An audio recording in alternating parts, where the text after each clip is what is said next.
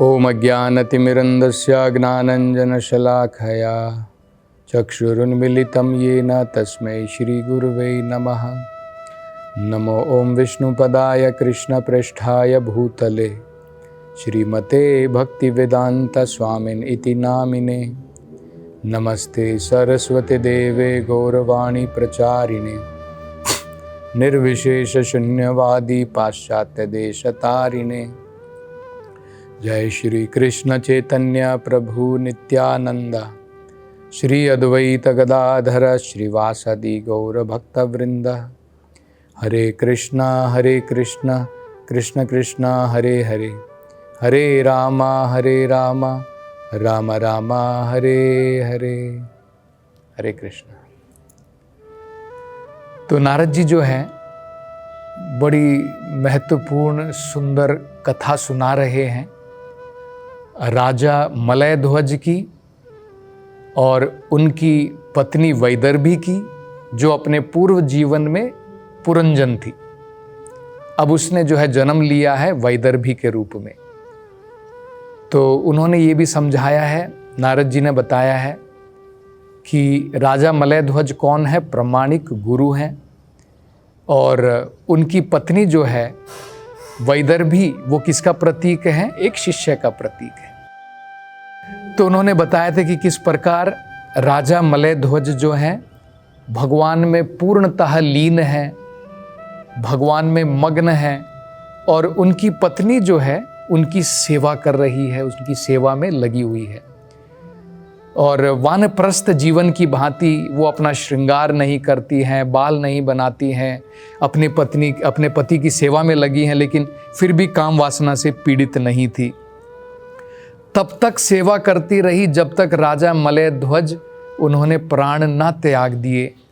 और जब उन्होंने देखा कि मेरे पति ने अब जो है प्राण त्याग दिए हैं, उनका शरीर ठंडा पड़ गया है, तब जो है वो विलाप करती हैं। और उनको ऐसा प्रतीत होता है कि मानो जैसे नर हिरण और मादा हिरण जब बिछड़ जाते हैं, अलग हो जाते हैं, और मादा हिरण को लगता है कि अब उसकी सुरक्षा करने वाला कोई नहीं है, तो उसे भय लगता है। तो इसी प्रकार से रानी वैदर्भी को भी जो है उस प्रकार से प्रतीत हुआ।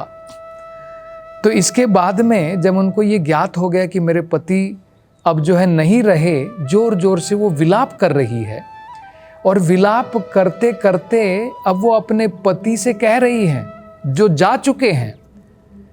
तो वो कहते हैं कि हे राजा, कृपा करके उठो, जागो, तुम कहाँ चले गए हो? क्या तुम नहीं देख रहे हो कि सारा संसार पानी से भर गया है? क्या तुम नहीं देख रहे हो कि तुम्हारे जाने के पश्चात में चोर, उचक्के और राजा के रूप में जो है राजा नहीं है, लेकिन राजा का रूप धारण करके बहुत सारे नीच लोग जो हैं अब शासन करने के लिए तैयार हैं। तो ये तुम्हारा कर्तव्य बनता है कि संसार की रक्षा करें। तो ये जो है नारद जी बताते हैं। तो इस विषय में नारद जी जो हैं बड़ा महत्वपूर्ण अर्थ समझाते हैं। आचार्यों ने इस विषय में बड़ा महत्वपूर्ण अर्थ समझाया है। यहां पर देखिए रानी वैदर्भी क्या कह रही है। वो कह रही हैं कि आपके जाने के पश्चात अब संसार में चारों तरफ पानी भर गया है। चोर, उचक्के लोग जो हैं ये लोग अब मतलब लोगों के समक्ष जा कर के उनको लूटना चाहते हैं, लोगों को परेशान करना चाहते हैं। अब लोगों की सुरक्षा नहीं रह गई है, और जो राजा हैं वो नाम के वास्ते मात्र राजा हैं, वो सुरक्षा प्रदान नहीं कर रहे। तो ये आपका कर्तव्य बनता है कि आप कृपा करके उठें और इस संसार की रक्षा करें। तो ये बड़ा महत्वपूर्ण अर्थ आचार्यों ने समझाया है कि भगवान के प्रतिनिधि के रूप में जिस प्रकार से राजा अपनी प्रजा की सुरक्षा करता है, प्रामाणिक गुरु भी भगवान का प्रतिनिधि होकर के भगवान के संदेशों के द्वारा आध्यात्मिक ज्ञान का प्रकाश करके लोगों की आध्यात्मिक सुरक्षा करता है, धर्म की स्थापना करता है। जैसे उदाहरण के तौर पर भगवान देखिए उन्होंने क्या कहा है, भगवान का आदेश क्या है। भगवान का आदेश है भगवत गीता में, मन मन भव मद भक्तो मद्याजी माम नमस्कुरु।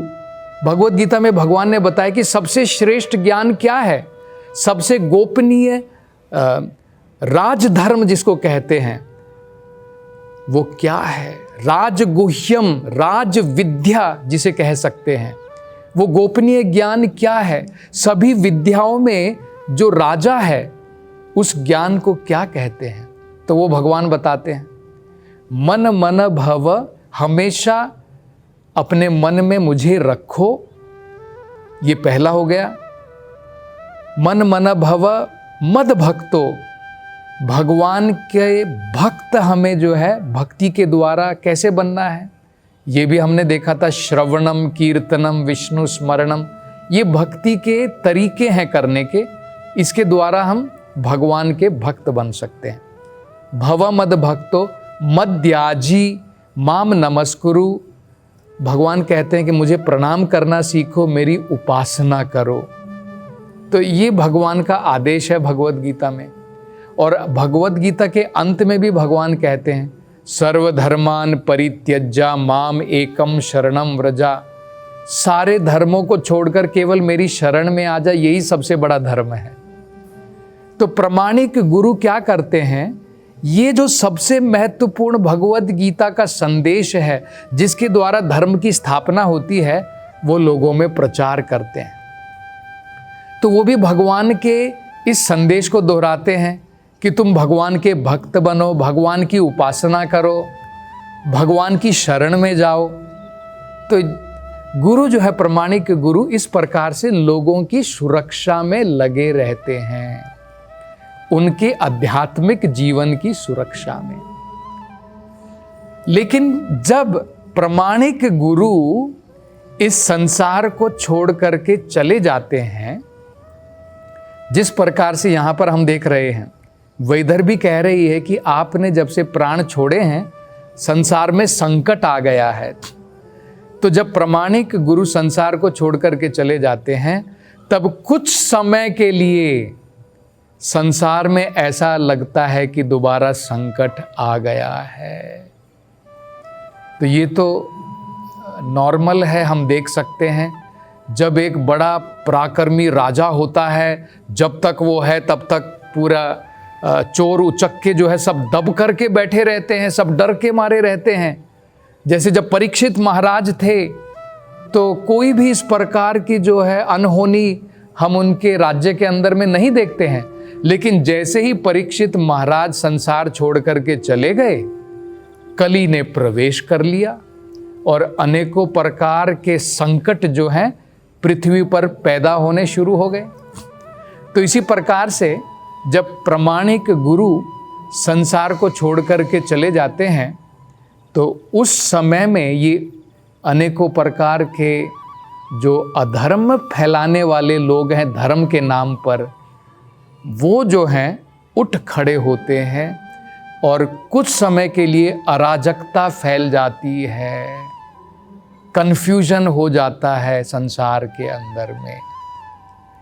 लेकिन उस प्रामाणिक गुरु के जो निष्ठावान शिष्य होते हैं, उन निष्ठावान शिष्यों को चाहिए कि गुरु के जो आदेश थे, उनकी जो वाणी थी, उन्होंने जो संदेश दिए हैं, अगर उनके ऊपर अमल करके उनका पालन करता है तो दोबारा वो सुरक्षा जो है लोगों को प्रदान की जा सकती है। तो उसके द्वारा ये संकट जो है फिर कम हो जाता है।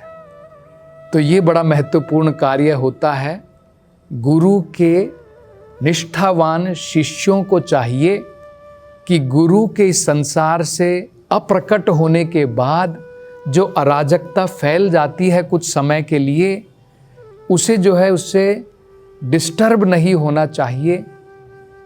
उसे फिर भी अपने गुरु की वाणी के ऊपर भरोसा रख करके केवल उसका पालन करना चाहिए, और वो स्वयं देख पाएगा कि धीरे धीरे ये जो संसार में जो संकट था वो धीरे धीरे खत्म हो जाता है। इसके बाद में रानी वैदर्भी जो है उनके शरीर को लेती है और उनके शरीर को चिता के ऊपर रख करके लकड़ी वहाँ पर जमा करके जंगल से अब उसमें अग्नि जो है प्रज्वलित करती है, अग्नि लगा देती है। और बाद में अपनी स्वयं की इच्छा के द्वारा अब वो अपने पति के साथ अपने भी प्राण त्याग देना चाहती है। अपने भी अब वो जो है प्राण त्याग देना चाहती है। तो इसको जो है सती कहा जाता था। जब ये हम देख सकते हैं कि ये वैदिक सभ्यता में था कि जब पत्नी को लगता था कि अब मेरा इस संसार में रहने का कोई कारण है ही नहीं, मेरे पति जिनकी मैं इतनी सेवा में लगी थी, पतिव्रता हूँ, तो जब उनके पति नहीं रहते हैं तो अपनी मर्जी से वो पत्नी जो है उस चिता में अपने प्राण भी त्याग देती थी। वो उनकी स्व इच्छा से होता था। लेकिन कुछ समय बाद क्या हो गया, ये एक प्रथा बन गई। अगर वो पत्नी नहीं चाहती थी कि मैं अपने प्राण त्यागूं, जोर जबरदस्ती करके उसके सगे संबंधी जो है उसको अग्नि में धकेल देते थे। ये जो है एक प्रकार से बिल्कुल गलत है। जब पत्नी को ऐसा विश्वास है अपनी स्वयं की मर्जी से कि भाई जो मेरी सुरक्षा करने वाले थे, जो मेरे पति थे, जिनकी मैं इतनी सेवा में लगी थी, अब वो नहीं है तो मेरे जीवन का कोई कारण नहीं है, तो वो भी जो है अपनी स्व इच्छा से अपने प्राण त्याग देती थी। और अगर उसका मन नहीं है प्राण त्याग करने का, वो संसार में रहना चाहती है, तो उसको जो है फोर्स नहीं करते हैं। ये कोई वैदिक सभ्यता नहीं थी। लेकिन धीरे धीरे ऐसा होने लगा और इसके कारण हम देखते हैं कि उस समय में ब्रिटिश का राज था। उन्होंने जो है कानून पास करके इस सती प्रथा को रोक दिया, क्योंकि वो गलत हो गई थी। तो ये अलग बात है। हम उदाहरण देख सकते हैं महाभारत के अंदर में स्वयं पांडु की मृत्यु होने के पश्चात माद्री ने, उनकी जो एक पत्नी थी माद्री थी, उनकी जो दूसरी पत्नी थी कुंती थी। तो कुंती की संतानें थी, उनकी जिम्मेदारी थी, महत्वपूर्ण कार्य उनको करना था अपने बच्चों का पालन करने के लिए। लेकिन अब माद्री की संतान जो भी थी वो सब कुंती जो है देख सकती थी, उनकी रखवाली कर सकती थी। इसलिए माद्री ने स्वयं अपनी इच्छा से जो है चिता में प्रवेश किया। तो इसका अर्थ हमें क्या समझना है, बहुत महत्वपूर्ण है। क्योंकि देखिए गुरु कौन है, मलय ध्वजा गुरु हैं, और यहाँ पर शिष्य कौन है, रानी वैदर्भी जो है शिष्य है, वो उनका प्रतीक है। तो मतलब क्या है, गुरु के संसार छोड़ने के बाद यहाँ पर हम देख रहे हैं कि शिष्य भी जो है कोशिश कर रहा है कि मैं भी अपने प्राण त्याग दूं। तो आचार्य इस विषय में बड़ा महत्वपूर्ण अर्थ बताते हैं कि अगर गुरु के जाने के पश्चात, गुरु के संसार छोड़ने के पश्चात अगर शिष्य ये अपना कर्तव्य मान करके कि गुरु का जो इस भौतिक संसार में भगवान का जो कार्य था, जो भगवान का कार्य मेरे गुरु पूर्ण करना चाहते थे, उनका जो मिशन था, अगर मैं अपने हाथ में अब नहीं लेता हूं कि मेरे गुरु चले गए हैं, वो जो स्थापित करना चाहते थे कृष्णा भावनामृत को सारे संसार में, तो उनके मिशन को अगर मैं अब पूर्ण नहीं कर सकता हूं तो बेहतर है गुरु के साथ साथ में मैं भी अपने प्राण त्याग दूं। ये शिष्य को सोचना चाहिए कि अगर वो जिम्मेदारी नहीं लेता है कि गुरु का जो इतना महत्वपूर्ण कार्य था कृष्णा भावनामृत की स्थापना करने के लिए पूरे विश्व में, अगर मैं वो अपने हाथ में जिम्मेदारी के साथ में नहीं लेता हूँ, उसकी जिम्मेदारी मैं पूरी नहीं कर सकता हूँ, तो इससे बढ़िया है कि मैं अपने प्राण ही क्यों ना त्याग दूं। अर्थ क्या है? गुरु के जाने के पश्चात शिष्य को अपनी जान की परवाह किए बिना भी अपने गुरु के आदेशों का, उनकी वाणी का पालन करना चाहिए, उनके मिशन को स्थापित करना चाहिए। ये बड़ा ही महत्वपूर्ण विषय इस कथा के द्वारा हम जो है समझ सकते हैं। तो जब रानी वैदर्भी इस प्रकार से अग्नि में प्रवेश करना चाहती थी, तो अचानक वहां पर एक ब्राह्मण प्रकट हुए। वहां पर ब्राह्मण प्रकट हुए और वो रानी से कहते हैं कि हे रानी, लगता है तुम मुझे भूल गई हो। मैं तुम्हारे पति का और तुम्हारा बहुत पुराना मित्र हूं।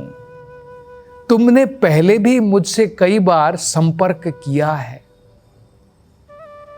तो ये बड़ा महत्वपूर्ण विषय हम यहां पर देख सकते हैं। नारद जी कहते हैं भगवान स्वयं परमात्मा जो हमारे हृदय में विराजमान है, वो स्वयं एक ब्राह्मण के रूप में अब मलय ध्वज की पत्नी के सामने प्रकट हुए हैं और वो उनसे कह रहे हैं कि लगता है कि तुम मुझे भूल गई हो। मैं तुम्हारे पति का और तुम्हारा शुभ चिंतक हूं, सुहृद हूं, सबसे बढ़िया मित्र हूं, तुम्हारा पुराना मित्र हूं। तो ये पुराने मित्र कौन है सब जीवों के लिए? ये स्वयं भगवान है, परमात्मा के रूप में जो हमारे सबके हृदय में विराजमान है।